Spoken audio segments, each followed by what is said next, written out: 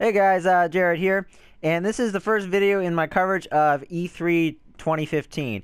So I basically watched all the press conferences, and I'm going to share with you the highlights and just kind of like, I guess, my impressions of it. Anyways, first press conference was Sunday night. Started E3 a little early this year, and of course it was Bethesda. And holy crap, let me just say. I knew it was gonna be good, but like Bethesda just blew everything out of the way or out of the water. So let me just explain. Um, so first off, the first game they showed was Doom. So Doom is coming back, and they are kind of bringing it back to its roots. To make it feel, kind of fast-paced and arcade-like action and just non-stop slaughter. Because I know some of the other Doom games, people complained that it was more of like a very corridor shooter, and there was sometimes too much like breathing room between some of them, and it just didn't have that same intensity, and it was sometimes boring. So they basically turned it back into taking it back to its roots, and it's just a slaughterhouse now. And they showed quite extensive section of gameplay. Um, and they walked around throughout this demo level, and they picked up all these different weapons, which the shotguns got everything. And let me tell you, the fan reactions when like there was like a brutal kill executed on screen, or when they picked up like a new shotgun, or especially when he picks up the chainsaw and like he rips it out of his dead corpse or whatever, or this demon. It was like everybody just was like ooh, or like they reacted to it, and it was really cool to see the audience getting that engaged. So of course, Doom's gonna have a multiplayer mode, which actually looks pretty sweet. And there's this new feature called it's just for Doom. I don't know if it's called the Doom, or it's called Snap Map. I don't know if it's the Doom Snap Map or if it's just Snap Map, and they're gonna maybe implement this into other games. But for right now, it is being introduced into Doom, and it is uh, a very easy to use, user friendly map creator, and you can also create different game modes for it, and you can place everything. And like there's other games that have that, like the Far Cry series, ever since Far Cry 2 has had. Actually, I don't know if Far Cry 3 had that. Did it? I don't know, but I know Far Cry 2 and Far Cry 4 had the map editor, and I will say that it was okay. It was somewhat easy, but there was some complicated elements to it. But this looks very easy, and you can put a level together very quickly, and it looks professional quality. Uh, another thing after that, Bethesda talked about different game expansions and mod support. So they are going to be offering support for any mod support for the mod creators. And I'm going to be talking a little more about that towards the end here.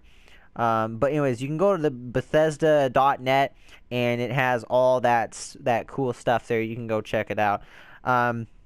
So the next game they announced, or they revealed, was Battle Cry, and they actually have a specific studio named after it, Battle Cry Studios, that is working on this game.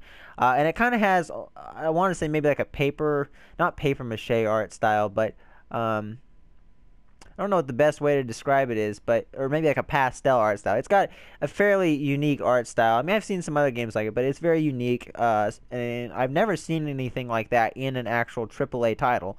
So it's a just a multiplayer. I don't know if there's any single player elements to it, but it's a multiplayer game, arena thing. I think it's technically a MOBA.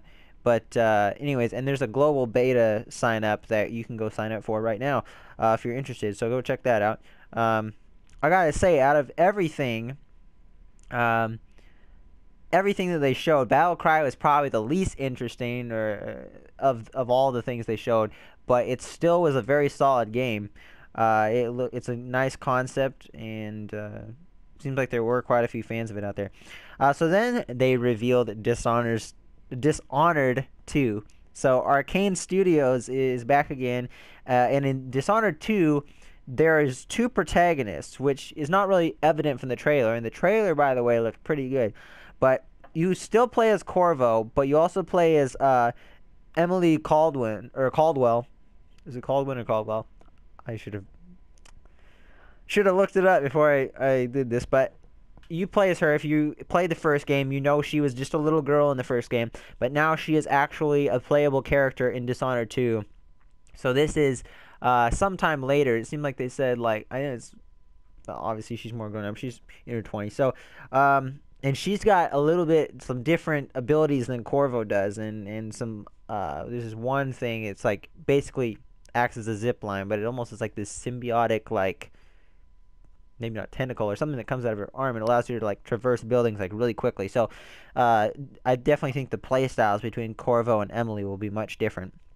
And then they're also going to be releasing a Dishonored Definitive Edition, which is just going to be a remastered version coming to the current gen consoles. So after that, they talked about the Elder Scrolls Online Tamriel Unlimited, which is, in case you don't know, is Elder Scrolls Online, the updated version that they've brought to consoles. It's got like a first-person mode and all that. I don't know how much else they did to it. I know you can transfer your saves over, which is a cool feature, but they talked about basically just all the different updates that they were going to be making to it and what is coming in the future. And then also along the lines of Elder Scrolls, they announced Pete Hines, who is the global VP of PR and marketing. He's the one that came out and introduced. I forgot to mention that he's the one that at the very beginning of the conference, was doing all the talking and introduced everybody. But he is the person that's most behind this and kind of came up with this idea. But he really likes strategy card games. So he came up with the idea of having there's a game called The Elder Scrolls Legends, which is a strategy card game that will be coming out free. It's free to play, and it will be on PC and iPad. I don't know. It seems like they just said iPad, so I don't know if it's coming out to other iOS devices or Android devices. But yeah, PC and iPad. So I guess Hearthstone will get a little bit of competition, and it looks pretty good. And then afterwards, Pete Hines kind of came out and kind of trolled everybody. He was like, well, I'm sorry, folks, but that wraps it up for the conference. And then, of course, everybody started yelling, like, Fallout, Fallout. And then he was like, okay, yes, I forgot to mention, or I know we mentioned that we would have this here. So then he introduced Todd Howard, who is the director, the game director at Bethesda Game Studios. And Todd Howard came out and talked about Fallout 4. So I'm going to be smiling a lot when I'm talking about this. So it might sound a little bit funny because I'm super excited for this game. This has easily become my most anticipated game of this year. And I'm a huge Fallout fan. So first off, he said production began like right after Fallout 3. So it's been in production for quite a while. And New Vegas, as you know, they kind of outsourced part of it to like Obsidian or whatever. I'm not sure what the whole technical deal is there, but it wasn't an in-house, completely in-house work by Bethesda Game Studios. But anyway, so for the Fallout 4 presentation, and I've got some very detailed notes of this. They started out by just showing a bunch of concept art from the game, and it looks really good. But part of a lot of the concept art was of the pre-war era, and that's where their game starts. So in the beginning of the demo presentation, so as I said, it's in the pre-war world, and there's a new character creation system. So instead of having all your sliders and everything this time, you have just like a little little icon indicator thing that you can drag around the screen or whatever and select portions of the face or whatever and just tweak it that way, and it just looks very easy to use. And of course you can play as a male or a female just like you could in the previous Fallout games. And those were those characters were voiced. So there's all those at the time rumors saying that the protagonist may be voiced. But anyways, I think you can either play specifically as either the male or female character that you create, or there's this option. It might be an option. I think it's an option. I don't think you have to default to it, but I think it defaults to this, essentially, is that you can create, your character can be a creation or a child born from the two parents that you create. So it'll kind of like essentially mash their genetic nature or their genes together, their DNA together, and create your character, which will be the baby. Anyway, so it's a really cool system that they got going for him there. And whichever character or whichever gender you leave the mirror with, or when you're creating your character, that is who you will play as. So, anyways, as I kind of hinted at before, though, your protagonist is voiced. So yeah, that's gonna be a lot of dialogue to voice, because not only do they have to voice like the other NPC dialogue, but they're voicing the main character dialogue as well, which is pretty cool. And I'm assuming they're gonna have a variety of different voice selections to choose from for each gender. So the Pip-Boy is redesigned, and let me tell you, it looks awesome. Like, Vault Boy is now like animated in all his little things, so he does like a little, like, if he's shooting, maybe he'll be shooting a weapon, or for like agility, he's got or maybe it's endurance, he's got the jump rope or whatever, and he's actually jumping with it on the thing, so it looks really cool. There is also a VATS redesigned. VATS has been redesigned, and instead of completely pausing time now, it slows down time essentially and allows you to like select the targets, and there might be a little more interaction in it, but it looks really good. I will mention though is if you look up the demo though, the only complaint that I would have about it is that the color of the HUD and of the Pip-Boy is a bright green color. So obviously they're wanting to mimic Fallout 3, but it's a much brighter color than Fallout 3, and to me it's just too bright, and I don't know. I don't like it too much, but I'm sure just as in the previous Fallout games like Fallout 3 and Fallout New Vegas, they have given you the option to change the color of your HUD and of your Pip-Boy. So I'll probably be changing. I personally like the amber color that New Vegas had by default. So other than that, you have a dog. So they obviously in the trailer they showed a lot of the dog. So you can give the dog commands. They can scavenge stuff for you and everything. So that's pretty cool. They got also, I should mention before I move off the Pip-Boy, which I kind of already did, but there are game tapes. So not only do you have the holo tapes you can listen to on your Pip-Boy while you're wandering the wasteland, but if you want to take a break, there are these tapes that actually are like little arcade games that you can play on your Pip-Boy in the game. And it is so cool. Like, there are several different games, and there's one like nuclear missile, or what is it? I can't remember what it's called, but Atomic Command, I think is what it's called. But it's there's some really nice games there, and it's really cool that they took the time to actually work on those. So anyways, there is a new system for armor now, and you actually have a layered armor system, so you can customize the individual layers and stuff, and there's more rather than just one piece of armor. You have a bunch of you have your arms, and you got your gloves or whatever, you got chest piece, you got shoes or whatever, and you got and when they say layered, like it seems like you can actually like put something else underneath like a piece of Brotherhood or steel armor or something, and it will even increase your damage threshold even more. So that is really cool. I've never seen that in a game so far. So after that, they just showed a bunch of gameplay stuff, but there is. I'll skip down towards the end because they talked about some other stuff first before this, but there's also world structure creation in the game, I guess you could say.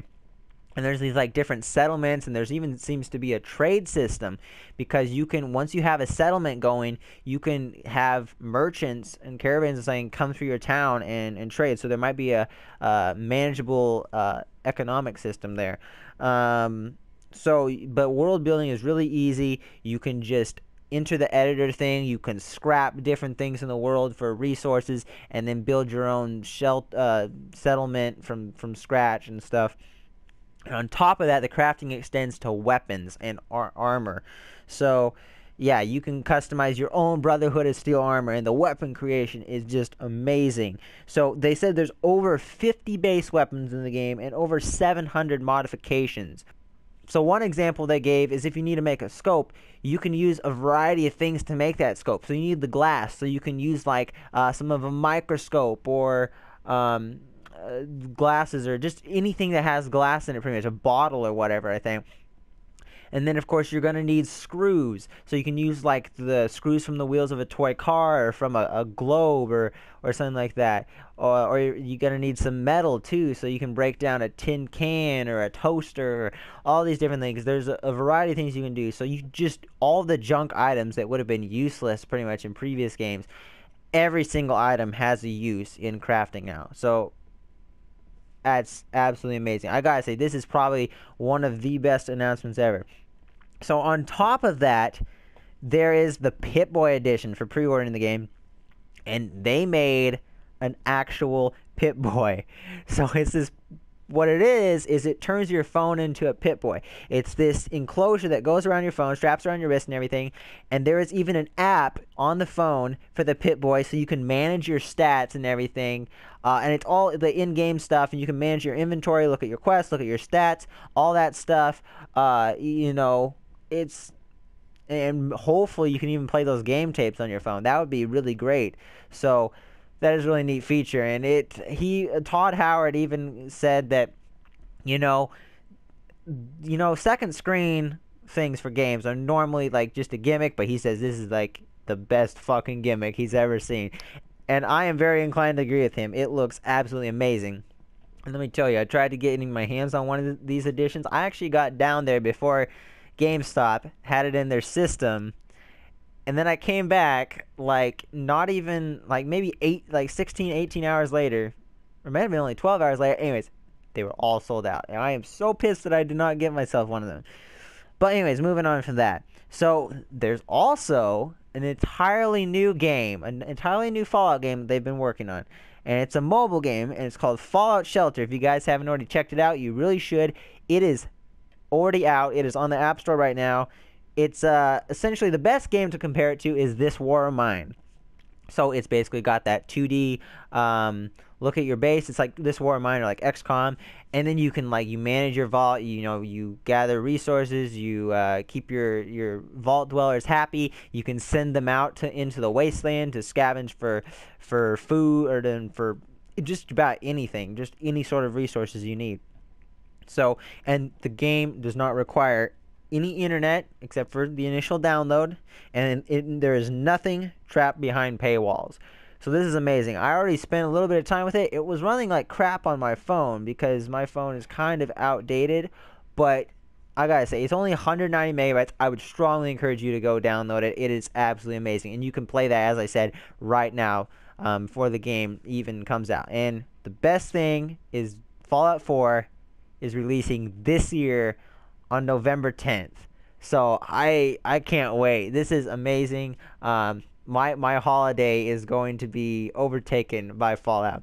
So Fallout was clearly the winner there at Bethesda's press conference, and I would say it was Bethesda and Fallout were the winner of E3 overall, at least for me. I think a lot of people would agree with me on that.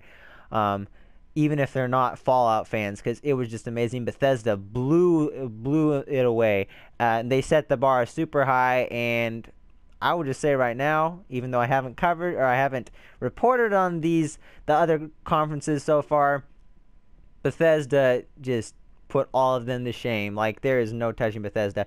And this is Bethesda's first ever press conference. I should have mentioned that before. So they did absolutely amazing. Their speakers were very confident, with the exception of maybe like on the Dishonored team. You could tell they were a little nervous, but they did very good. They didn't slip up, but they were very confident. They came out there and presented their work with pride. So, yeah, that was Bethesda's conference in a nutshell. Overall, I would give it on a letter grade A+, man. Just amazing. 2 thumbs up. And I hope we'll see a lot like that from Bethesda in the coming years. So that wraps up my impressions on the Bethesda press conference. And if you guys haven't checked out the channel, maybe check out the other videos we have to offer. Stay tuned for coverage of the rest of the press conferences. Up next, there's still Microsoft, EA, Ubisoft, Sony, Nintendo, and Square Enix. So stay tuned for those over the next couple days. So thank you guys for watching. And please like, comment, favorite, and subscribe. And I will see you guys in the next video.